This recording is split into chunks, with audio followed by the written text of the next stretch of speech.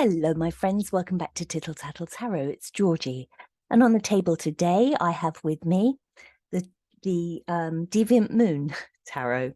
And today's story is of a very deviant man. So I thought this was a very, very apt deck. So the person I'm going to read on is somebody called Lord Lucan. Now, if you're American, you may not have heard of Lord Lucan, but this is worth listening to because what a comedy of errors this is, and what a mystery. So Lord Lucan, he went to a very, very posh English school, Eton, and he was born in 1934. So if he was still alive, he's going to be coming up for 90, he'll be about 89. So, if he's still alive, he's going to be incredibly elderly, really. So we shall see. We want to know whether he's still alive. But before we jump to that, yes, born in 1934, very well educated, but a terrible gambler. He started gambling when he was still at school, and he did various jobs, but he decided, no, I'm going to be a professional gambler. So that's what he did.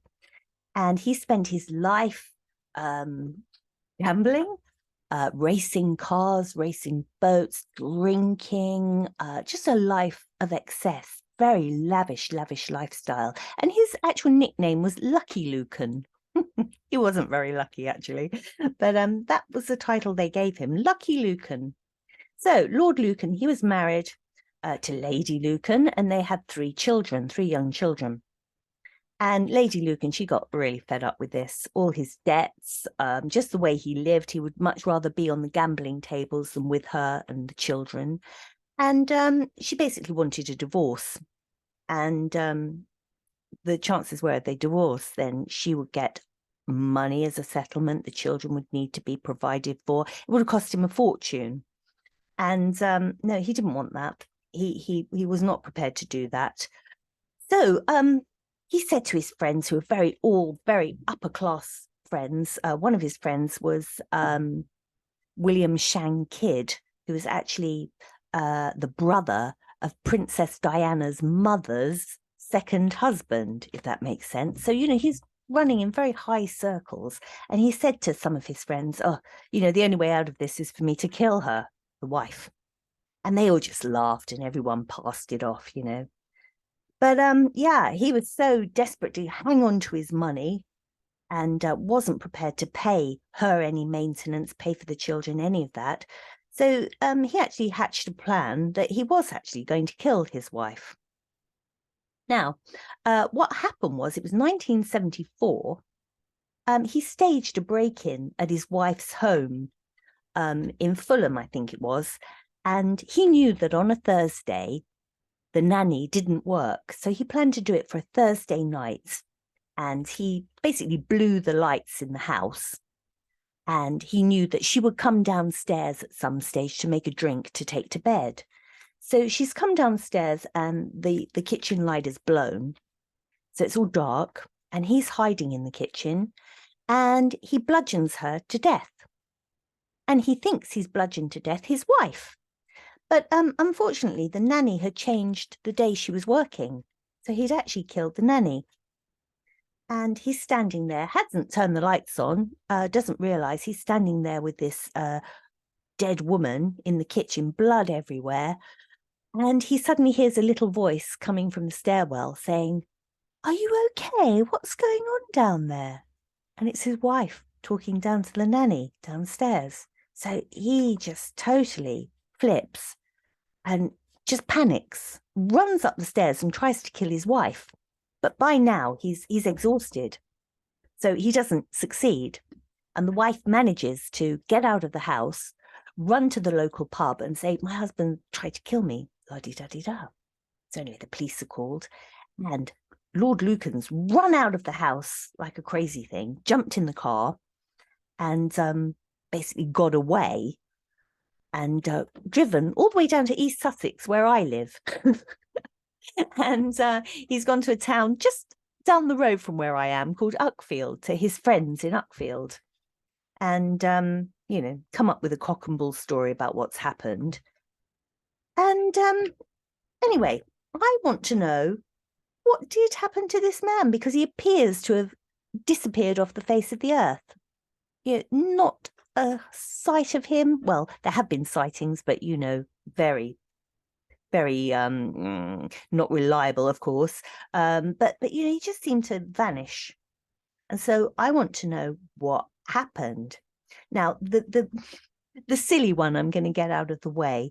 He had so many gambling debts. His main gambling debt was to a man called Aspinall, who ran a casino, and a very, very wealthy man who also has still in the family the Aspinall Safari Park. And he owed Aspinall a fortune. And so the tale went that Aspinall, after all this happened, had him killed and fed to his lions on the safari park. So I want to know, did that happen?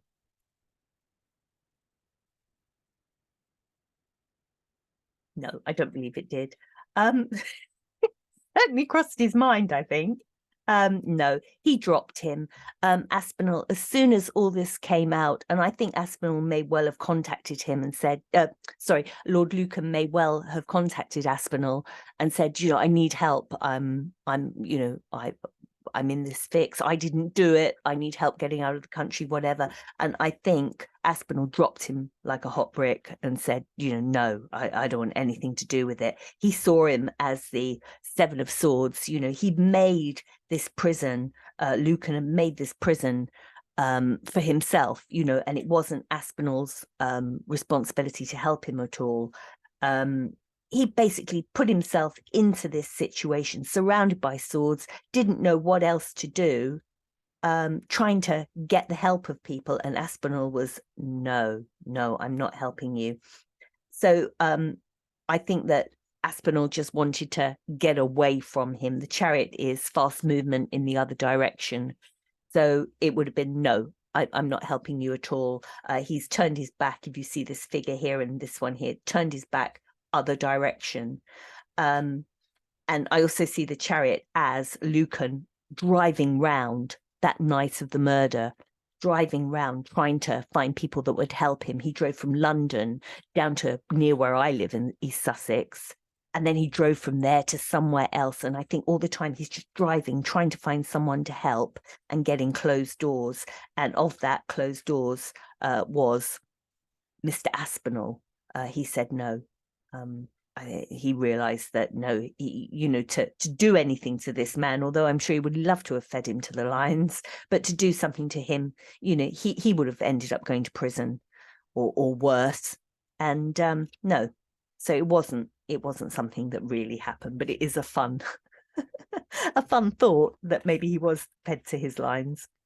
So what did happen?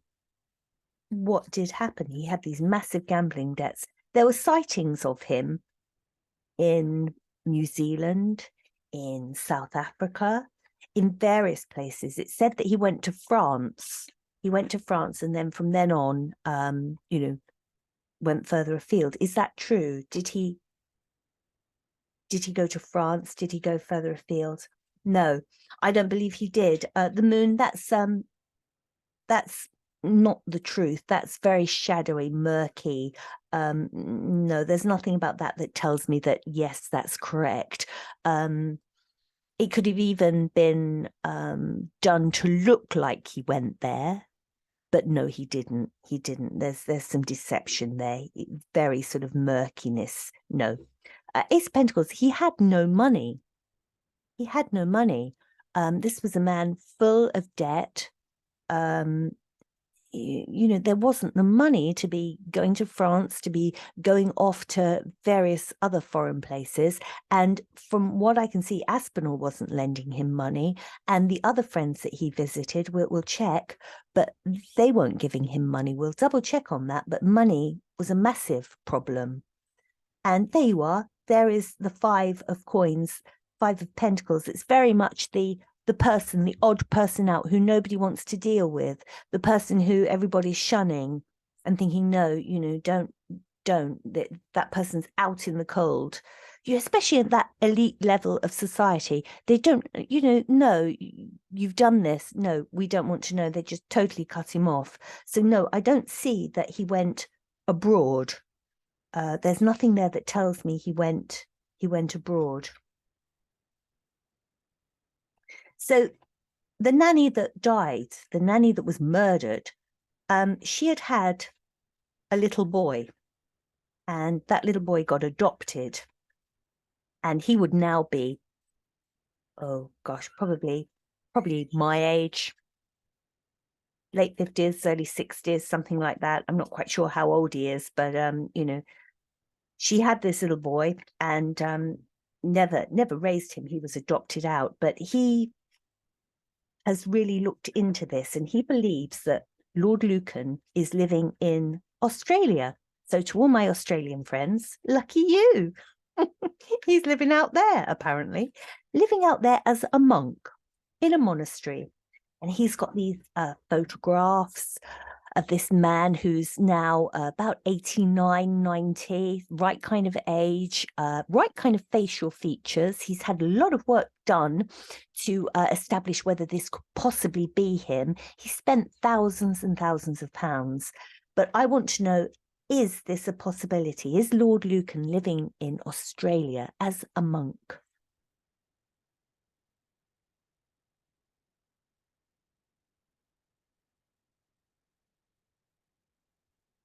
I think this man really wants this to be the truth, and he has spent money on this, spent an awful lot of money on it. And wouldn't it be justice if he could bring him to trial? And, it would be great. But Page of Cups, he is, he's deceiving himself, really. The Page of Cups up the right way, it's very, very honest and truthful and a caring card. I'm not saying this man isn't honest, caring, and truthful, but his mind, he's hooked onto this idea, and it is a fantasy. And that's the way I see the Page of Cups in reverse. You're living in a fantasy world thinking this.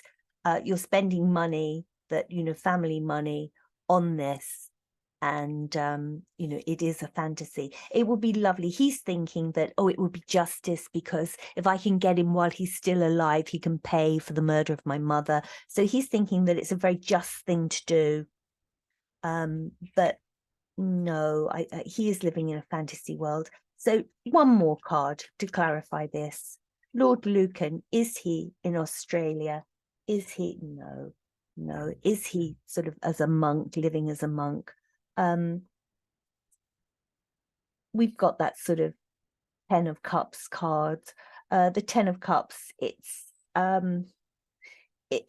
necessarily a family life, but a group of people who live together, quite a harmonious situation. No, there's nothing there. There's no group of people that involves this man that are living in some kind of commune or anything like that.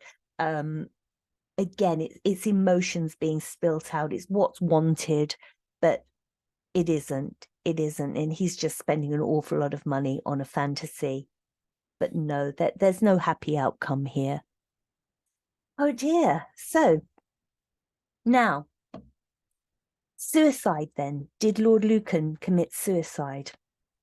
When he thought he was killing his wife, he was very, very well planned, although it all went terribly wrong. He had in the back of his car rope and heavy weights. And what he was going to do, he'd already hired a boat down at New Haven, which isn't far from where I live. And he had this boat that he'd hired, and he had the weights and the sack, and he was going to get his wife's body down to New Haven and go out in the boat, put the body overboard, and just, let her go. And because she'd be weighted down, she wouldn't be found. And this is all in his thoughts, and then they could never commit, accuse him of the murder, because there'd be no body. And this is the way the man is thinking. So he's gambling again. He's putting everything on red, and unfortunately it came up black because he murdered the wrong woman. So in the back of his car, when he's riding round the south of England trying to find someone to help him, he's got in the back of his car rope and weights, but obviously no body. So he's gone down to New Haven. Now, the theory I'm going to go with for this last one is that he goes down to New Haven and he's thinking now, I'm going to get caught for this. I'm going to get caught. So he's gone down to New Haven and he's thinking to himself, what on earth am I going to do? What on earth am I going to do? I think that he's got in the boat. He's got the weights with him. He's taken the boat right the way out to sea. And then I believe he's tied the rope around himself. He's damaged the boat in some way so that water comes into the boat. And he's sunk the boat and he's died. He's just drowned. And the weights have taken him down. And that's where I think he is. Well, I don't know whether that is where he is, but I want to see what the cards think. Is that what happened? Did he commit suicide?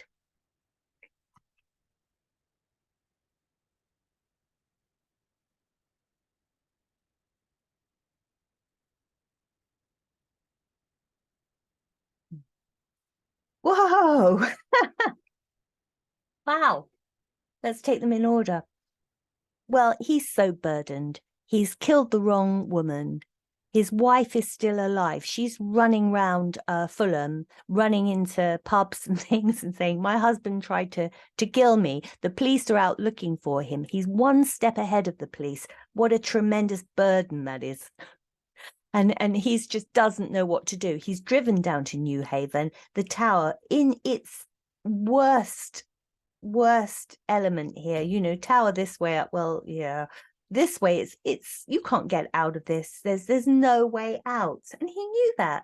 The police were on his tail. It wouldn't be long before they found him. He had a very distinctive car. He's parked in New Haven. Total utmost disaster. No recovering from this one. The work that he'd done in, you know, this plan, putting it all together. I'm going to murder my wife. I'm going to stick her in the back of the car, going to get rid of her. No one's going to ever commit me of this because, you know, well, I'm Lord Lucan and who would ever commit me of, you know, a murder like this? Nobody. I'll get away with it. The gambler's mentality. Well, it's all gone horribly wrong. It's all gone, as we say in Britain, it's all gone tits up. And he can't do anything now.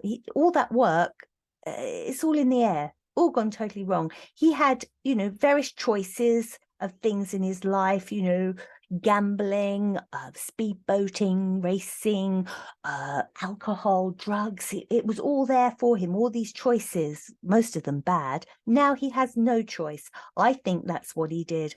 I think Lord Lucan had the weights in the back of the car. He had the boat. He had everything set up to dispose of his wife.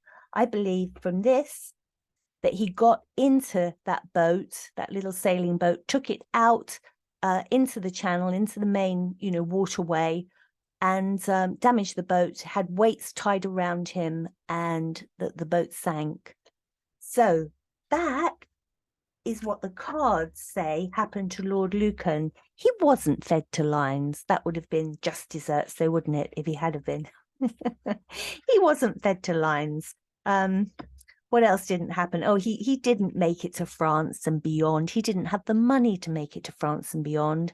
And this young boy that was a young boy of the nanny, who is now an older man, hoping that, you know, there is a sighting of him in Australia at a monastery. No, he's spending an awful lot of money and wasting a lot of money on a pipe dream, basically. So I believe that Lord Lucan is at the bottom of the channel somewhere. So let me know what you think. If you know about this, or you think that there's another scenario where Lord Lucan might be, I would love to hear from you. But that interested me, especially the lion theory. They could have had a good meal there, couldn't they? Anyway, have a lovely day, and I will be back again soon. Thank you. Bye-bye.